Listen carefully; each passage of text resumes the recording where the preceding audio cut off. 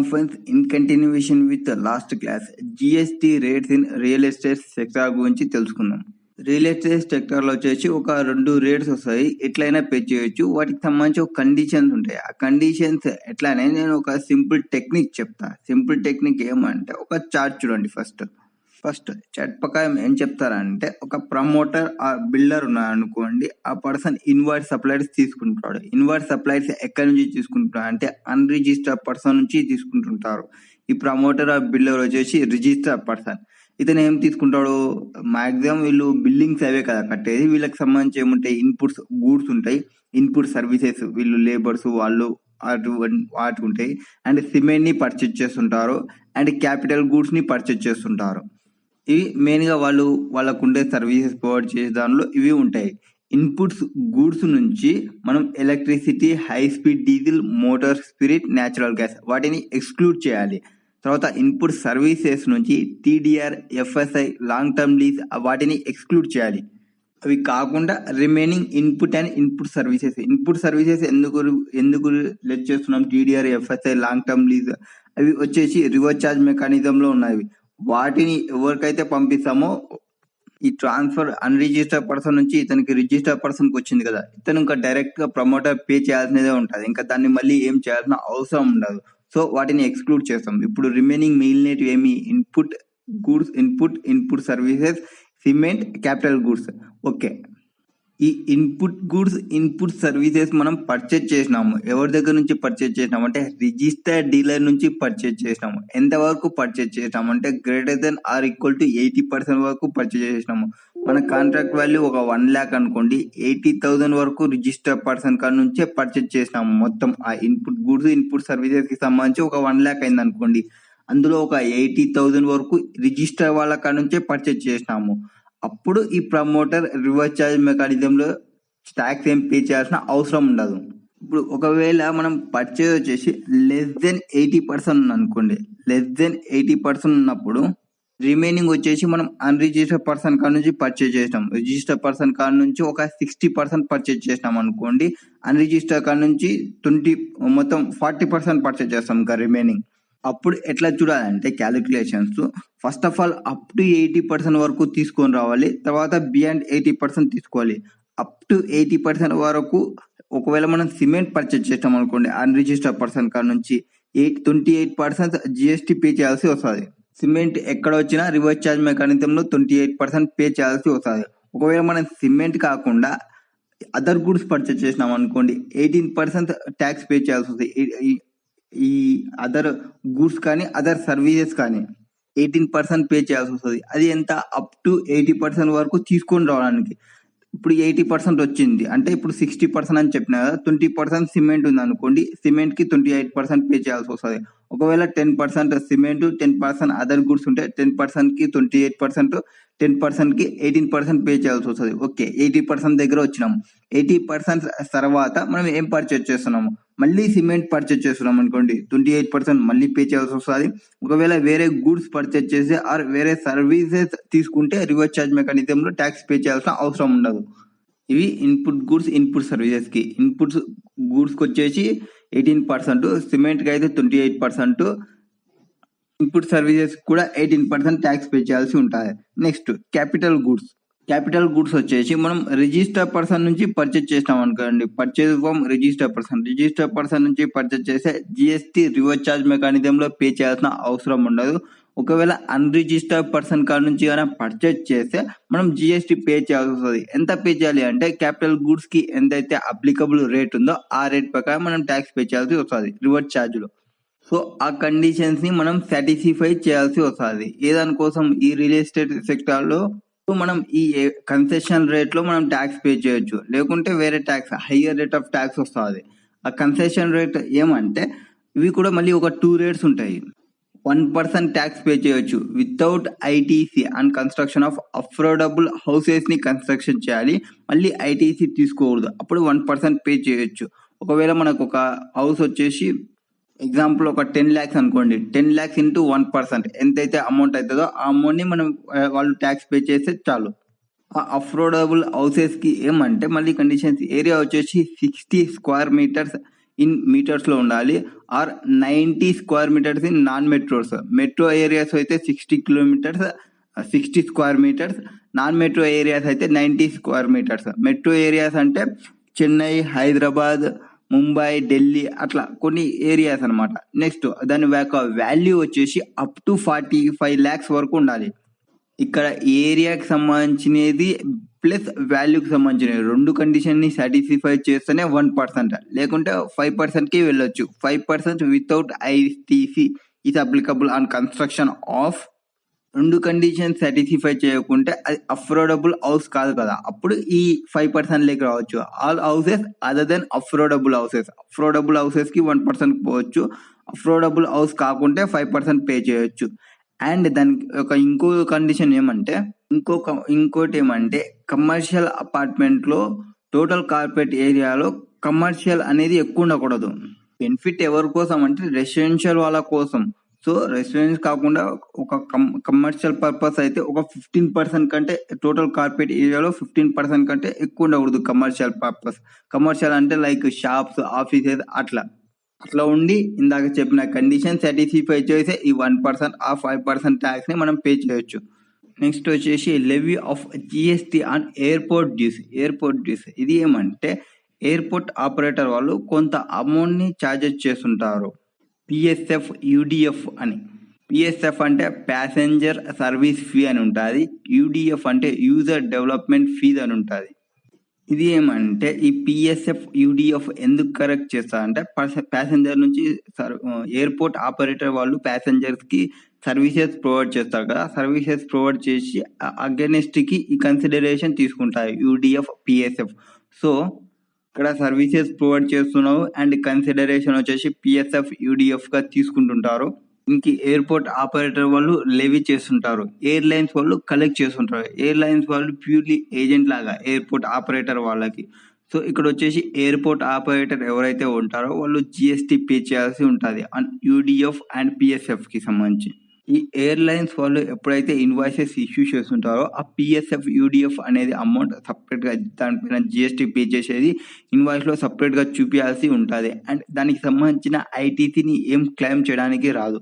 Airlines వాళ్ళు only collection చేయడం వరకే. యాక్చువల్ పిఎస్ఎఫ్, పీడిఎఫ్, యూడిఎఫ్ ఎంతైతే ఉంటుందో ఆ అమౌంట్ మొత్తం కలెక్ట్ చేయడం వరకు వాళ్ళకి రైట్స్ ఎయిర్లైన్స్ వాళ్ళకి. ఎయిర్లైన్స్ ఆపరేటర్ వాళ్ళకి సంబంధించి వాళ్ళు జిఎస్టీ పే చేస్తారు. నెక్స్ట్ కాంపోజిషన్ స్కీమ్ అనేది ఒక 2 రకాలు ఉంటుంది. First of all composition scheme అంటే సెక్షన్ 10(1) ఒకటి ఉంటుంది, కాంపోజిషన్ సెక్షన్ 10(2)(a) ఒకటి ఉంటుంది. ఫస్ట్ 10 గురించి తెలుసుకుందాం. ఇది ఎప్పుడు అప్లికబుల్ అవుతాయి అంటే కాంపోజిషన్ సెక్షన్ 10(1). 10(2)(a) అప్లికబుల్ కాని వాళ్ళకి ఈ 10(1) అప్లికబుల్ అవుతాయి. 10(2)(a)లో ఏమి అగ్రిగేట్ వాల్యూ 50 lakhs కంటే less than or equal to 50 lakhs ఉంటే aggregate turnover 10(2)(a) applicable అవుతుంది. సో దాన్ని ఎక్సీడ్ అయింది అనుకోండి ఇది వస్తుంది. వీళ్ళకుండా రేట్స్ ఏముంటాయంటే 1%, 5% అండ్ 1% రేట్స్ ఉంటాయి. ఫస్ట్ 1% రిలేటెడ్ టు మ్యానుఫ్యాక్చర్ కి సంబంధించి total turnover in case of manufacture ఉన్నప్పుడు. ఇక్కడ 2.5 ఉంది కదా, అది సిజిఎస్టీకి అండ్ 2.5 హెచ్జిఎస్టీకి. అదే మీ 5% వచ్చేసి supply of food or service providers ఉంటాయి కదా వాళ్ళకి సంబంధించి. నెక్స్ట్ 0.5% మీన్స్ స్టేట్ కి సంబంధించి ఆఫ్ అంటే సిజిఎస్టీకి సంబంధించి ఆఫ్ మీన్స్ 1%. ఆ 1% వచ్చేసి ఎవరైతే టర్న్ ఓవర్ ట్రేడర్ ఉంటారు కదా, trader taxable turn over in case of trader ఆ సర్వీస్ ప్రొవైడర్ వాళ్ళకి సంబంధించి వాళ్ళ అగ్రిగేట్ టర్న్ ఓవర్ ఎంత ఉండాలంటే greater than 50 lakhs, less then 1 crore 50 lakhs. 1.5 crores కంటే 1.5 crores కంటే తక్కువ ఉన్న వాళ్ళకి మాత్రమే ఈ కాంపోజిషన్ స్కీమ్ అనేది ఎలిజిబుల్. ఇది ఎవరికి అప్లికబుల్ కాదు అనేది చూద్దాము. ఇది కాంపోజిషన్ స్కీమ్ అండర్ సెక్షన్ 10(1). ఎవరైతే person supply of services provide చేస్తుంటారో సర్వీసెస్ ప్రొవైడ్ చేసే వాళ్ళకి కాంపోజిషన్ స్కీమ్ అప్లికబుల్ కాదు. అండ్ నాన్ ట్యాక్సబుల్ గూడ్స్ ఏమన్నా సప్లై చేస్తుంటే అప్పుడు కూడా అప్లికబుల్ కాదు. And next inter state transaction చేస్తుంటే అంటే ఈ స్టేట్ నుంచి ఇంకో స్టేట్ కి సప్లై చేస్తుంటే ఆ పర్సన్ కి కూడా ఈ కాంపోజిషన్ స్కీమ్ అప్లికబుల్ కాదు. ఆ ఇంట్రెస్ట్ రేట్లో వచ్చేసి వెదర్ ట్యాక్సబుల్ కానీ ఆర్ ఎగ్జెంప్టెడ్ కానీ ఏవి సప్లై చేసినా కూడా కంపోజిషన్ స్కీమ్ అప్లికబుల్ కాదు. Next supplier of goods through e commerce operator నుంచి సప్లై చేస్తుంటే గూడ్స్ని అప్పుడు కూడా ఈ కంపోజిషన్ స్కీమ్ అప్లికబుల్ కాదు. మ్యానుఫ్యాక్చర్ కొంతమంది మ్యానుఫ్యాక్చర్ సర్టెన్ గూడ్స్ ని ప్రిస్క్రైబ్ చేస్తుంది. ఆ ప్రిస్క్రైబ్ గవర్నమెంట్ రికమెండ్ చేసిన గవర్నమెంట్ నోటిఫై చేసిన పర్సన్స్ మ్యానుఫ్యాక్చర్స్ ఉంటారు కదా, వాళ్ళకి కూడా ఈ కంపోజిషన్ స్కీమ్ అప్లికబుల్ కాదు. అక్కడ నోటిఫై చేసిన గూడ్స్ ఏమంటే ice cream, edible ice, pan masala, tobacco and tobacco products, aerated waters, అట్లా కొన్ని నోటిఫైడ్ గూడ్స్ ఉన్నాయి. ఆ నోటిఫైడ్ గూడ్స్ చేసిన మ్యానుఫ్యాక్చర్ వాళ్ళకి కంపోజిషన్ స్కీమ్ అప్లికబుల్ కాదు. ఇవేవి ice cream, edible ice, pan masala, tobacco, tobacco products, aerated waters. ఆ గూడ్స్ ని నోటిఫై చేసింది government. And casual taxable persons కి కూడా ఇది అప్లికబుల్ కాదు. ఇంతవరకు మనం కంపోజిషన్ స్కీమ్ సెక్షన్ 10(1) చూసినాం కదా. ఇప్పుడు కంపోజిషన్ స్కీమ్ 10(2)A చూద్దాం. 10(2)A లో ఏం చెప్తారంటే వాళ్ళ అగ్రిగేట్ టర్న్ ఓవర్ వచ్చేసి less than or equal to 50 lakhs ఉండాలి. వాళ్ళకి ఒకవేళ ఎక్సీడ్ అయింది అనుకో, does not exceed to 50 lakh rupees. ఒకవేళ ఎక్సీడ్ అయితే కంపోజిషన్ సెక్షన్ 10(2)A అప్లికబుల్ కాదు. వీళ్ళకి వచ్చేసి రేట్ ఏముంటుంది అంటే 6% ఉంటుంది. Means 3% CGST, 3% HGST on total turnover పైన ఉంటుంది. సెక్షన్ 10(1) ప్రకారం వచ్చేసి 1% ఉంటే, 5% ఉంటే, 1% ఉంటే, ఇక్కడ 10(2)A వచ్చేసి ఓన్లీ 6% రేట్ మాత్రమే ఉంటుంది. వాళ్ళకు కూడా అగ్రిగేట్ టర్న్ ఓవర్ ఇక్కడ వచ్చేసి 50 lakhs less than or equal to 50 lakhs ఉండాలి. అక్కడ వచ్చేసి less than or equal to 1.5 crores ఉండాలి. కొన్ని స్పెషల్ కేసెస్లో 75 lakhs ఉంటుంది. అండ్ అప్లికబుల్ కాని వాళ్ళు, ఇంతకుముందు కంపోజిషన్ స్కీమ్ ఎవరికైతే అప్లికబుల్ కాదో వాళ్ళకు కూడా ఇది సేమ్ అనమాట. ఎవరైతే నాన్ ట్యాక్సబుల్ గూడ్స్ ని సప్లై చేస్తుంటే, ఆ ఇంటర్ స్టేట్ ట్రాన్సాక్షన్స్ చేస్తుంటే, and e commerce operators goods ని చేస్తుంటే, అండ్ మ్యానుఫ్యాక్చర్స్ నోటిఫైడ్ గూడ్స్ ని చేస్తుంటే, నోటిఫైడ్ గూడ్స్ అంటే మనం చెప్పినాం కదా, aerated water, tobacco, ice cream, edible ice, pan masala, అట్లా ఆ ప్రొడక్ట్స్ ని ప్రొవైడ్ చేస్తున్నవారు. అండ్ క్యాజువల్ ట్యాక్సబుల్ పర్సన్స్ కి సేమ్ కంపోజిషన్ స్కీమ్ లో ఎవరైతే ఉన్నారో వాళ్ళందరికీ అప్లికబుల్ కాదు. ఇది వచ్చేసి యాజ్ ఆన్ డే, ఏ డేకి అయితే అగ్రిగేట్ టర్న్ ఓవర్ ఎక్సీడ్ అవుతుందో అప్పుడు 10(2)A ఇంకా అవైల్ చేసుకోవడానికి రాదు. ఎవరైతే ఈ కంపోజిషన్ స్కీమ్స్ లో ఉంటారో వాళ్ళు ఐటీసీని క్లెయిమ్ చేయడానికి రాదు. అండ్ కొంతమందికి ఈ ప్రాపర్ ఆఫీసర్ వాళ్ళకు ఉంటుంది కదా, వాళ్ళ ప్రకారం ఏదైనా రీజన్ చూసుకుంటే ఎవరైతే ట్యాక్సబుల్ పర్సన్స్ అంటే సెక్షన్ 1 కానీ సెక్షన్ 2A కానీ ట్యాక్స్ పే చేస్తున్నారు అంటే లెస్ రేట్ ఆఫ్ ట్యాక్స్ లో పే చేస్తున్నారు అనుకోండి, ప్రాపర్ ఆఫీసర్ కున్న ఎవిడెన్స్ ప్రకారం వీళ్ళకి కంపోజిషన్ స్కీమ్ అప్లికబుల్ కాదు. మీన్స్ కొన్ని కండిషన్స్ చెప్పినా కదా, క్యాజువల్ ట్యాక్సబుల్ పర్సన్స్ అట్లాంటి పర్సన్ నుండి కంపోజిషన్ స్కీమ్ తీసుకుంటే ఇప్పుడు ప్రాపర్ ఆఫీసర్ కి తెలిసినప్పుడు ప్రాపర్ ఆఫీసర్ వచ్చేసి మీకు కంపోజిషన్ స్కీమ్ అప్లికబుల్ కాదు. అండ్ మీరు ఆల్రెడీ కంపోజిషన్ స్కీమ్ లో మీరు ట్యాక్స్ పే చేస్తున్నారు, లెస్ ట్యాక్స్ పే చేస్తున్నారు, రెగ్యులర్ గా మీరు పే చేయాలి అని చెప్పి సెక్షన్ 74 ముటాటిస్ అప్లికబుల్ అవుతుంది. మీన్స్ రెగ్యులర్ వాళ్ళకి ఎట్లయితే ఉంటుందో వీళ్ళకి కూడా అట్లనే అప్లికబుల్ అవుతుంది. అండ్ పెనాల్టీస్ వచ్చేసి సెక్షన్ 73 ప్రకారం పెనాల్టీస్ అయితే ఛాన్సెస్ ఉంటుంది. ఓకే, నేను aggregate turn over 1.5 crores, 75 lakhs, 50 lakhs ఉండాలని చెప్పినా కదా. ఇప్పుడు ఎలిజిబిలిటీ కోసం అగ్రిగేట్ టర్న్ ఓవర్ అంటే ఏమి, for the purpose of composition scheme కి సంబంధించి ఇది ఏం చెప్తారు అంటే అగ్రిగేట్ టర్న్ ఓవర్ మొత్తం ఆల్ ఇండియా బేసిస్ లో తీసుకుంటాం. టర్న్ ఓవర్ చేసేటప్పుడు ఆల్ ఇండియా బేసిస్ లో తీసుకుంటాం. And includes all taxable supplies, exempted supplies, exports ఏవైనా ఎక్స్పోర్ట్ చేసినా కూడా ఆ పాన్ నెంబర్తో విత్ సేమ్ ప్యాన్ తో చేసింటాం కదా, ఆ ప్యాన్ నెంబర్తో ఏ సప్లైస్ చేసినా ఆ సప్లైస్ మొత్తం ఇంక్లూడ్ చేసుకుంటాము. బట్ ఎక్స్క్లూడ్ చేసేవి ఏవంటే inward supplies under reverse charge మెకానిజంలో పే చేసింటాయి కదా, ఆ రివర్స్ ఛార్జ్ మెకానిజంలో పే చేసినవి తీసేస్తాం. అండ్ యాజ్ వెల్ యాజ్ ఇప్పుడు నేను చెప్పిన టర్న్ ఓవర్ వచ్చేసి కంపోజిషన్ స్కీమ్ ఎలిజిబిలిటీ కోసం చూస్తున్న అగ్రిగేట్ టర్న్ ఓవర్. సో ఇక్కడ ఏం చెప్పినా సేమ్ ప్యాన్ తో చేసిన supplies taxable, exempted, export supplies, వాటిలో ఇంట్రెస్ట్ ఇన్కమ్ ని కన్సిడర్ చేయము. ఇంట్రెస్ట్ ఇన్కమ్ ఏమంటే ఇంట్రెస్ట్ ఇన్కమ్ అండ్ డిస్కౌంట్స్ వాటిని కన్సిడరేషన్ వచ్చినప్పటికీ వాటిని ఇక్కడ టర్న్ ఓవర్ కి తీసుకోము. ఇది కంపోజిషన్ స్కీమ్ ఎలిజిబిలిటీకి చూస్తున్నప్పుడు ఇంట్రెస్ట్, డిస్కౌంట్స్ కన్సిడరేషన్స్ తీసుకోము. బట్ రిజిస్ట్రేషన్ చేసుకోవడానికి తీసుకునేటప్పుడు తీసుకుంటామంటే ఎస్ తీసుకుంటాము, ఓన్లీ కంపోజిషన్ వరకు అయితే తీసుకోము. ఇన్కమ్ జిఎస్టీ రిజిస్ట్రేషన్ ఉంటుంది కదా 20 lakhsకి ఆర్ 40 lakhs ఉంటుంది. అట్లా అప్పుడు చూసేటప్పుడు రిజిస్ట్రేషన్ కోసం అయితే టర్న్ ఓవర్లో ఇంక్లూడ్ చేసుకుంటాము. బట్ కాంపోజిషన్ స్కీమ్ ఎలిజిబిలిటీ కోసం చూసేటప్పుడు అయితే ఈ ఇంట్రెస్ట్ ఇన్కమ్ని ఎక్స్క్లూడ్ చేస్తాము. ఇప్పుడు ఓవరాల్ అనాలసిస్, ఇది ఒక కంపోజిషన్ స్కీమ్ అనేది ఒక వాలంటరీ ఆప్షనల్ స్కీమ్. ఇది వచ్చేసి ఈ రెస్టారెంట్ వాళ్ళు, స్మాల్ ట్రేడర్స్, మ్యానుఫ్యాక్చర్స్ వాళ్ళందరి కోసం తీసుకొచ్చిన. ఇది వచ్చేసి 2 సెక్షన్స్ డివైడ్ ఉంటాయి, సెక్షన్ 1, సెక్షన్ 2A అని చెప్తారు. Rate of tax 1%, 5%, 5%. వాళ్ళ అగ్రిగేట్ టర్న్ ఓవర్ వచ్చేసి 1.5 crores. ఎలిజిబుల్ ట్యాక్స్ రేట్ వచ్చేసి, ఎలిజిబుల్ అగ్రిగేట్ టర్న్ ఓవర్ వచ్చేసి. హవెవర్ పర్సన్స్ ఎవరైనా ఎక్స్క్లూజివ్లో సప్లై ఆఫ్ సర్వీసెస్ చేస్తుంటే ఈ సెక్షన్ 1 అనేది అప్లికబుల్ కాదు. సెక్షన్ 2A ఎప్పుడు తీసుకోవచ్చు అంటే 50 lakhs అప్ టు 50 lakhs వరకు తీసుకోవచ్చు. అక్కడ రేట్ వచ్చేసి 6% మాత్రమే ఉంటుంది. దాని effective rate effect from 1st April 2019 నుంచి తీసుకొచ్చినారు. ఇది ఎవరు తీసుకోవచ్చు అంటే సప్లయింగ్ ఆఫ్ సర్వీసెస్ చేస్తుంటారు కదా, వాళ్ళు తీసుకోవచ్చు. ఇందాక వచ్చిన వాళ్ళు service providers composition scheme section 10(1) applicable కాదు. సెక్షన్ 2A వాళ్ళు తీసుకోవచ్చు. ఎవరైతే సర్వీస్ ప్రొవైడర్స్ ఉంటారో వాళ్ళు. సర్వీసెస్కి 18% పడుతుంది యాక్చువల్. ఆ 18% నుంచి కాకుండా 6% పే చేసుకోవచ్చు. ఇది సెక్షన్ 2A ఎవరికంటే స్మాల్ సర్వీస్ ప్రొవైడర్స్, ఇట్లా సేలన్, స్టైలిస్ట్, టైలర్స్ అనే వాళ్ళ కోసం 6% రేటు 50 lakhs కరెంట్ ఇయర్. ఇది ఏమంటే కాంపోజిషన్ వాళ్ళకి ఈజీ కంప్లైంట్స్ ఉంటుంది. No elaborate accounting and records, ఇది మెయింటైన్ చేయాల్సిన అవసరం లేదు. ఎక్కువ అకౌంటింగ్ రికార్డ్స్ మెయింటైన్ చేయాల్సిన అవసరం లేదని చెప్తారు. అండ్ వీళ్ళకి వచ్చేసి క్వార్టర్లీ పేమెంట్ ఆఫ్ ట్యాక్స్ ఉంటుంది, సింపుల్ యాన్యువల్ రిటర్న్ ఉంటుంది. క్వార్టర్లీ పేమెంట్ వచ్చేసి CMP 08 పే చేస్తాం. అండ్ సింపుల్ యాన్యువల్ రిటర్న్ వచ్చేసి GSTR 4 ఫైల్ చేస్తాం. కంపోజిషన్ స్కీమ్ 10(1) అండ్ 10(2) అని చెప్తున్నా కదా, ఇవి వచ్చేసి కంపోజిషన్ స్కీమ్ ఫర్ గూడ్స్ కి సంబంధించి. Composition scheme under section 10(2A) వచ్చేసి సర్వీసెస్ కి సంబంధించి. నెక్స్ట్ టర్న్ ఓవర్ లిమిట్స్ ని చెప్తాది. 1.5 crores వరకు టర్న్ ఓవర్ లిమిట్ అనేది. ఇంతకుముందు చెప్పిన 1.5 crores ప్లస్ 75 lakhs అని చెప్పిన. కొన్ని స్పెషల్ కేటగిరీ స్టేట్స్ ఉన్నాయని ఇన్ రెస్పెక్ట్ ఆఫ్ సెక్షన్ 8. అవి స్పెషల్ కేటగిరీ స్టేట్స్ ఏవంటే ఇవి అరుణాచల్ ప్రదేశ్, ఉత్తరాఖండ్, మణిపూర్, మేఘాలయ, మిజోరం, నాగాలాండ్, సిక్కిం, తిరుపూర్.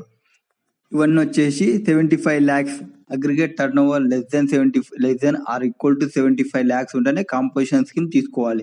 75 lakhs కి ఎక్స్క్లూడ్ అయితే, 75 lakhs కాకుండా ఇంకా ఎక్సీడ్ అయితే కాంపోజిషన్ స్కీమ్ అప్లికబుల్ కాదు. ఓన్లీ ఈ స్పెషల్ కేటగిరీ స్టేట్స్ కి మాత్రమే. బట్ మిగతా స్టేట్ కి 1.5 crores. And special category state లో అస్సాం, హిమాచల్ ప్రదేశ్ అండ్ జమ్మూ అండ్ కాశ్మీర్ కి వచ్చేసి 1.5 crores ఓన్లీ.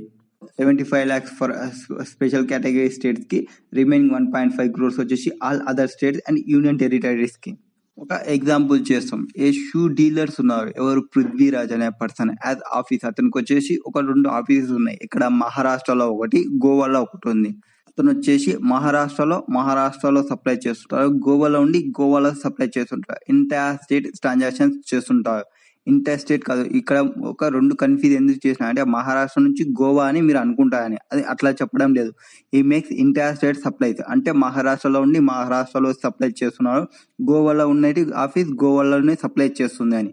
ఇప్పుడు ఈ పృథ్వీరాజ్ ఎలిజిబుల్ ఈ కంపోజిషన్ స్కీమ్ కంటే ఎస్, వాళ్ళ aggregate turnover less then 1 does not exceed 1.5 crores ఉంటే వీళ్ళు కంపోజిషన్ స్కీమ్ ని లెవీ చేసుకోవచ్చు. ఎందుకంటే ఇంటర్ స్టేట్ ట్రాన్సాక్షన్స్ లేవు, అక్కడ ఇంటర్ స్టేట్ సప్లై చేయడం లేదు. వాళ్ళు జస్ట్ మహారాష్ట్ర నుంచి గోవాకి సప్లై అని చెప్పలేదు, మహారాష్ట్రలో గోవాలో ఇంటర్ స్టేట్ ట్రాన్సాక్షన్ చేస్తున్నారని చెప్పినాడు.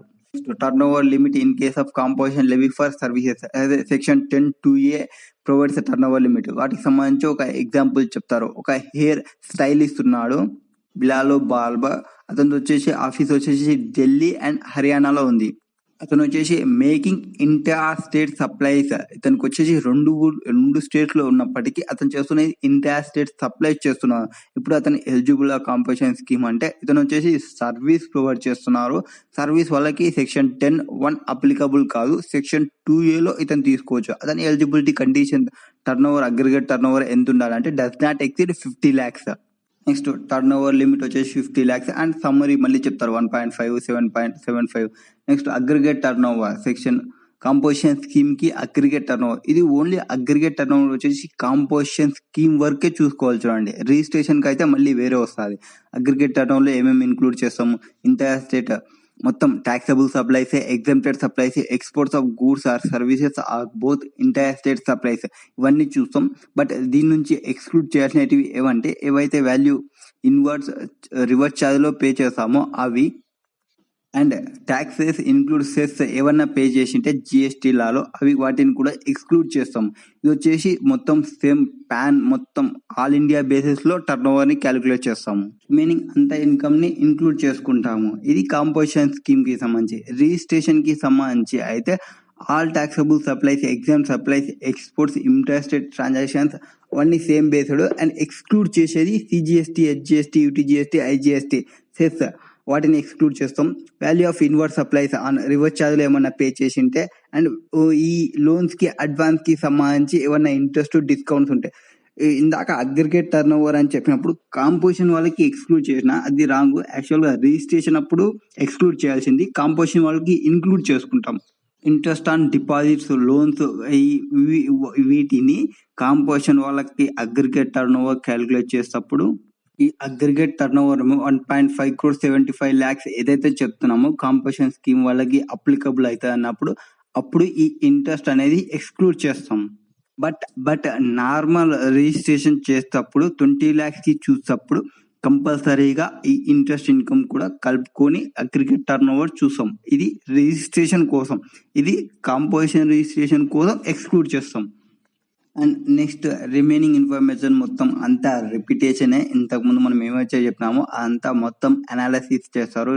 సప్లైస్ ఎక్స్క్లూడ్స్ ఏవేవి అవన్నీ చెప్తారు. ఇందులో ఇంపార్టెంట్ ఏమంటే లాస్ట్ లో ఒకటి ఇది ఉంటుంది, person engaged in marginal supply of services other than restaurants also eligible for composition scheme. ఇది ఏమంటే సెక్షన్ 1 వచ్చేసి సర్వీసెస్ వాళ్ళకి అప్లికబుల్ కాదని చెప్తాం కదా. సర్వీసెస్ వాళ్ళకి అప్లికబుల్ కాదు, బట్ కొంతమంది సర్వీసెస్ ప్రొవైడ్ చేస్తున్నారు అనుకోండి, కాంపోజిషన్ స్కీమ్ లో ఉండి సర్వీసెస్ ప్రొవైడ్ చేస్తుంటే కొంతమందిని అలో చేస్తారు.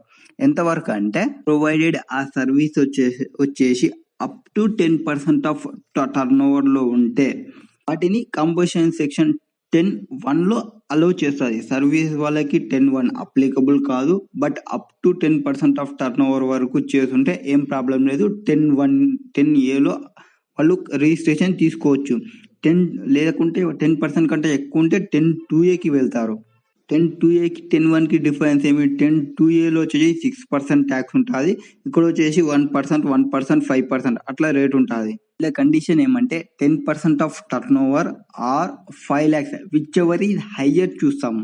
విచ్ ఎవర్ హయ్యర్ చూసి వచ్చిన అమౌంట్ కంటే సర్వీసెస్ ఎక్కువ ప్రొవైడ్ చేయకూడదు. ఫర్ ఎగ్జాంపుల్ 10 lakhs వరకు ప్రొవైడ్ చేసిన అనుకోండి, టోటల్ టర్న్ ఓవర్ వచ్చేసి 10 lakhs అనుకోండి. 10 lakhs లో 10% అంటే 1 lakh అవుతుంది కదా. 1 lakh or 5 lakhs whichever is higher. 5 lakhs వరకు వాళ్ళు సర్వీసెస్ లో ప్రొవైడ్ చేసినప్పటికీ 10(1) లో వాళ్ళు జిఎస్టీ కాంపోజిషన్ స్కీమ్ రిజిస్ట్రేషన్ తీసుకోవచ్చు. అదే ఈ 10% 5 lakhs whichever is higher యొక్క కండిషన్స్ కి సంబంధించి ఒక ఎగ్జాంపుల్ చూద్దాం. రామ్ సేవక్ అనే ఒక పర్సన్ ఉన్నాడు. ఆ పర్సన్ యొక్క టర్న్ ఓవర్ వచ్చేసి 60 lakhs ఉంది. అతని యొక్క aggregate turnover in preceding financial వచ్చేసి does not exceed 1.5 crores.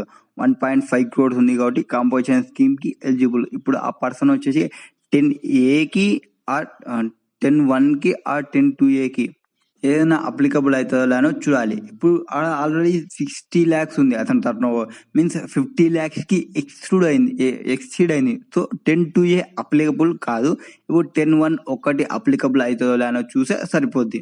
And ఈ can supply services other than restaurant services. So అతను సప్లై సర్వీసెస్ చేస్తే మనకి కాంపోజిషన్ స్కీమ్ 10(1) లో అప్లికబుల్ కాదు, బట్ మనకు ఒక బెనిఫిట్ ఉంది కదా. ఏది? ఆ 10% of turnover or 5 lakhs whichever is higher అనేది ఆ కండిషన్ చూడాలి. ఇప్పుడు అతని యొక్క వాల్యూ నాట్ ఎక్సీడింగ్, ఇప్పుడు చూద్దాం. అతని టర్న్ ఓవర్ వచ్చేసి 60 lakhs కదా. 60 lakhs into 10% that is 6 lakhs or 5 lakhs whichever is higher, means 6 lakhs వరకు ఉంది. ఓకే, ఈ పర్సన్ వచ్చేసి 6 lakhs or 5 lakhs, whichever is higher, 6 lakhs. So అతని సర్వీసెస్ వచ్చేసి అప్ టు 6 lakhs వరకు ప్రొవైడ్ చేయొచ్చు. ఒకవేళ 6 lakhs కంటే ఎక్సీడ్ ఒక 6 lakhs 10,000 సర్వీస్ ప్రొవైడ్ చేసినా అనుకోండి, అప్పుడు కంపోజిషన్ స్కీమ్ ఎలిజిబుల్ కాడు. ఈ కంపోజిషన్ స్కీమ్ నుంచి క్విట్ అయ్యి రెగ్యులర్ రిజిస్ట్రేషన్కి వెళ్ళాల్సి వస్తుంది. Interest income in deposits, loans, advances ఉంటాయి కదా, వాటికి సంబంధించిన ఇంట్రెస్ట్ ఇన్కమ్ అనేది ఎక్స్క్లూడ్ చేయాలి. ఇక్కడ ఏమి ఈ 10% టర్న్ ఓవర్ చెప్తున్నా. టర్న్ ఓవర్ అంటే ఏమి 60 lakhs టర్న్ ఓవర్ చూడండి. ఆ 60 lakhs టర్న్ ఓవర్ లో అన్ని ఇంక్లూడ్ చేసుకోవచ్చు. ఏవి ఇంట్రాస్టేట్, ఎగ్జామ్టెడ్ ఆ టర్న్ ఓవర్స్ అన్ని. బట్ ఎక్స్క్లూడ్స్ ఈ interest income, deposits, loans, advance కి సంబంధించిన వచ్చిన ఇంట్రెస్ట్ ఇన్కమ్ ని ఇంక్లూడ్ చేయకూడదు. 10(1) ఉండి సర్వీసెస్ ప్రొవైడ్ చేసే వాళ్ళకి కొంత బెనిఫిట్ కోసం ఈ సపరేట్ గా తీసుకొచ్చిన ఈ 10% 5 lakhs whichever is higher అనేది. Conditions and restriction for composition levy అని నేను ఒకటి చెప్పిన. మ్యానుఫ్యాక్చరింగ్ గూడ్స్ చేస్తుంటే స్పెసిఫైడ్ గూడ్స్ చేస్తున్న వాళ్ళు తీసుకోకూడదు ఈ కంపోజిషన్ అని. వాళ్ళే ఇది చెప్తాను చూడండి. Ice cream, other editable ice cream, and next వచ్చేసి పాన్ మసాలా వాళ్ళు, టొబాకో, ఏరియేటెడ్ వాటర్, ఇంకా అప్లికబుల్ కాని వాళ్ళని చెప్పినారు. క్యాజువల్ టాక్సబుల్ పర్సన్, ఆల్రెడీ మనం ఇంత అక్కడ చూసినవి అవన్నీ. Intimating opting for composition scheme, ఆ కంపోజిషన్ స్కీమ్ ని ఆప్టి చేసుకోవాలంటే రూల్ 3, రూల్ 4 ని ఫాలో కావాల్సి వస్తుంది. ఎవరైతే person registration first time registration చేసేటప్పుడు ఎట్లా చేయాలి, ఆల్రెడీ రిజిస్టర్ పర్సన్ అయితే ఎట్లా చేయాలి అనేది ఇక్కడ చెప్తారనమాట. For the first time person అంటే ఇంతకుముందు రిజిస్టర్ కాని పర్సన్ అయితే GST-REG-1 అని అప్లికేషన్ ఉంటుంది. ఆ అప్లికేషన్ ని సబ్మిట్ చేయాల్సి వస్తుంది. అండ్ సెలెక్ట్ కంపోజిషన్ స్కీమ్ ని సెలెక్ట్ చేసుకోవాలి. ఒకవేళ ఆల్రెడీ రిజిస్టర్ పర్సన్ అయితే అతను వచ్చేసి CMP-02 ఫైల్ చేయాలి. అది కూడా before commencement of financial year. వరకు ప్రిస్క్రైబ్డ్ ఫామ్ వచ్చేసి CMP-02. Before commencement of financial year అని కదా, ప్రయర్ టు కమెన్స్మెంట్ అంటే with in 60 days from the commencement of relevant financial years. And వీళ్ళు చేయాల్సినది ఏమంటే, ఇంకా వాళ్ళు కంపోజిషన్ ట్యాక్సిబుల్ పర్సన్ కాబట్టి వాళ్ళు డిస్ప్లే చేయాల్సి ఉంటుంది. వాళ్ళకి ఎవ్రీ నోటీసెస్, సైన్ బోర్డ్స్ వాటిపైన మేము కంపోజిషన్ ట్యాక్సిబుల్ పర్సన్స్ అని వేయాల్సి ఉంటుంది. అండ్ క్వార్టర్లీ రిటర్న్స్ ని ఫైల్ చేయాల్సి ఉంటుంది. CMP-08 అది వాళ్ళకి డ్యూ డేట్ వచ్చేసి 18th month following every quarterly pay చేయాల్సి వస్తుంది. అండ్ యాన్యువల్ రిటర్న్ వచ్చేసి GSTR-4 వేయాల్సి వస్తుంది. దానికి సంబంధించి డేట్ వచ్చేసి 30 April of succeeding financial year లో. మళ్ళీ వీళ్ళు ఈ కాంపోజిషన్ స్కీమ్ వ్యాలిడిటీ ఎంతవరకు అంటే కండిషన్ సాటిస్ఫై చేసిన అనుకోండి, కండిషన్ సాటిస్ఫై చేసినంత వరకు ఈ ఆప్షన్ వాళ్ళకి వ్యాలిడ్ లో ఉంటుంది. ఒకవేళ కండిషన్స్ ని కండిషన్స్ అంటే మీ ఇంటర్డేస్ ట్రాన్సాక్షన్ చేయకూడదు, అండ్ సర్వీసెస్ ప్రొవైడ్ చేయకూడదు, అండ్ సర్వీసెస్ ప్రొవైడ్ చేసిన 10% కంటే ఎక్కువ ఉండకూడదు. అట్లా కొన్ని కండిషన్స్ ఉన్నాయి కదా, ఆ కండిషన్స్ అన్ని సాటిస్ఫై చేయాలి. ఒకవేళ కండిషన్స్ అని ఏమన్నా సాటిస్ఫై చేయకుంటే కంపోజిషన్ స్కీమ్ నుంచి పక్కకు వచ్చి క్విట్ అయ్యి రెగ్యులర్ రిజిస్టర్ పర్సన్ మాదిరి చేయాల్సి వస్తుంది. అండ్ ఒకవేళ నెక్స్ట్ కండిషన్స్ సాటిస్ఫై చేయకుంటే నార్మల్ ట్యాక్స్ పేయర్ లాగానే పే చేయాలి. వాళ్ళు వచ్చేసి ఈ ట్యాక్స్ ఇన్వాయిసెస్ ని ప్రొవైడ్ చేయాల్సి ఉంటుంది. ఒకవేళ మనం కాంపోజిషన్ లో ఉంటే బిల్ ఆఫ్ సప్లైని ప్రొవైడ్ చేస్తుంటాము. ఇప్పుడు మనం రెగ్యులర్ లోకి వచ్చినప్పుడు ట్యాక్స్ ఇన్వాయిస్ ని ప్రొవైడ్ చేయాల్సి ఉంటుంది. అండ్ విత్ ఇన్ 7 days లోపల మనం CMP-04 ని ఒక ఇంటిమేషన్ ఉంటుంది. CMP-04 అనేది, ఆ CMP-04 అనేది ఫైల్ చేయాలి విత్ ఇన్ 7 days లోపల. ఈ సెల్ఫ్ విత్డ్రాల్ చేసుకున్నాం అనుకోండి, సెల్ఫ్ విత్డ్రాల్ చేసుకుంటే ఎప్పుడైతే విత్డ్రా చేసుకుంటారో before the date of withdrawal file and application ఈ GST CMP-04 అనేది మనం ఫైల్ చేయాల్సి వస్తుంది. ఒకవేళ మనం విత్డ్రా చేసుకోలేదు, proper officer reason to believe, నేను చెప్పిన ఫస్ట్ స్టార్టింగ్ లో ప్రాపర్ ఆఫీసర్ వాళ్ళు అంతకే వాళ్ళే కనుక్కున్నారంటే మనం అనుకున్న అప్పుడు తీసేస్తారు. అప్పుడు taxpayer not eligible or contravene ఏదైనా యాక్ట్ రూల్స్ ని ఏమన్నా కాంట్రవెంట్ చేసినా అంటే అప్పుడు ఫస్ట్ అతను ఏం చేస్తాడంటే ఒక షోకాస్ నోటీస్ ని ఇష్యూ చేస్తాడు. ఏది GST CMP-05 షోకాస్ నోటీస్ ని ఇష్యూ చేస్తాడు. తర్వాత విత్ ఇన్ 15 days లోపల ట్యాక్స్ పేయర్ GST CMP-06 ని రిప్లై ఇవ్వాల్సి వస్తుంది. ఇస్తే తర్వాత ఒక ఆర్డర్ ని పాస్ చేస్తాడు విత్ ఇన్ 30 days లోపల. ఏది CMP-07 లో ప్రాపర్ ఆఫీసర్ చేస్తారు. మనం సెల్ఫ్ గా అయితే CMP-04 ని వేస్తుంటే మనం సెల్ఫ్ గా పోనప్పుడు షోకాస్ నోటీస్ ఇష్యూ చేస్తాడు. ఏది CMP-05 లో. అండ్ CMP-05 వచ్చిన తర్వాత మనం CMP-06 లో మనం రిప్లై ఇవ్వాలి. CMP-06 లో ఏది 15 days లోపల ఇస్తే వాళ్ళు మళ్ళీ proper officer with in 30 days లోపల CMP07 లో మనకి ఆర్డర్ ని పాస్ చేస్తారు. ఆర్డర్ వచ్చేసి మనం ఇచ్చిన రిప్లైని యాక్సెప్ట్ అయినా చేయొచ్చు ఆర్ యాక్సెప్ట్ చేసి కాంపోజిషన్ స్కీమ్ లోనే అలో చేయొచ్చు ఆర్ డినే చేయొచ్చు కాంపోజిషన్ స్కీమ్ మీకు అప్లికబుల్ కాదని. అండ్ ఇన్ అడిషన్ వాళ్ళ ఒక ఫామ్ ని సబ్మిట్ చేయాల్సి ఉంటుంది. ఏదంటే statement in GST ITC 01 with in 30 days of intimation కానీ అప్లికేషన్ అతను పెట్టుకుంటుంటే అప్లికేషన్ ద్వారా కానీ ఇంటిమేషన్ ప్రాపర్ ఆఫీసర్ ఇంటిమేషన్ ఇస్తారు కదా అది కానీ ఆర్డర్ కానీ విత్ ఇన్ ఆ డీటెయిల్స్ ఆఫ్ స్టాక్ ఇన్పుట్స్ అతని దగ్గర ఉంటాయి కదా ఆ స్టాక్ కి సంబంధించిన input and input content semi goods finished goods వాటికి సంబంధించిన డీటెయిల్స్ మొత్తం GST ITC 01 లో ప్రొవైడ్ చేయాలి. అది విత్ ఇన్ 30 days లోపల. అండ్ కాంపోజిషన్ వాళ్ళు ట్యాక్స్ GST ఏమంటారు వీళ్ళు ట్యాక్స్ ని కలెక్ట్ చేయకూడదు అండ్ ఐటీసీని క్లెయిమ్ చేయకూడదు. ఒకవేళ వాళ్ళు వేస్తే ఈ ప్రాపర్ ఆఫీసర్ వచ్చేసి సెక్షన్ 70C 74 ప్రకారం పెనాల్టీస్ వేస్తాడు.